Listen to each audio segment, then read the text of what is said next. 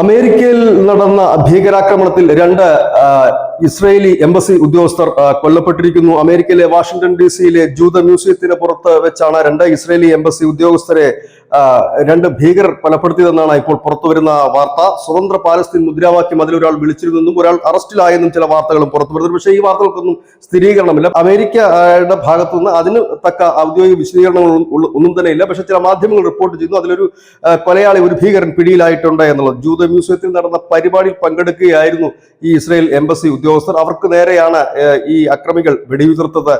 രണ്ടുപേരും ആ സംഭവ സ്ഥലത്ത് തന്നെ വെച്ച് കൊല്ലപ്പെട്ടു എന്നുള്ളതാണ് പുറത്തു വരുന്ന വിവരം. ഏതായാലും സെമിറ്റിക് വിരുദ്ധ ഭീകരതയുടെ മുഖം ഒരിക്കൽ കൂടി പുറത്തു വന്നു എന്ന് UN-ലെ ഇസ്രായേൽ അംബാസിഡർ ഡാനിയൽ ഡണോട്ട് പറയുകയുണ്ടായി. ഏതായാലും ഈ സംഭവത്തിന്റെ ദൃശ്യങ്ങൾ നൽകുവാൻ ഞങ്ങൾ പരമാവധി ശ്രമിക്കുന്നതാണ്. എന്തെങ്കിലും കാരണവശാൽ, അതായത് ഈ യൂട്യൂബിന്റെ മറ്റു ഗൈഡ് ലൈൻസിന് അനുസൃതമായി എന്തെങ്കിലും കാരണവശാൽ അതിന് എന്തെങ്കിലും തടസ്സം നേരിട്ടാൽ ക്ഷമ ചോദിക്കുകയും ചെയ്യുന്നു. News desk news India Malayalam.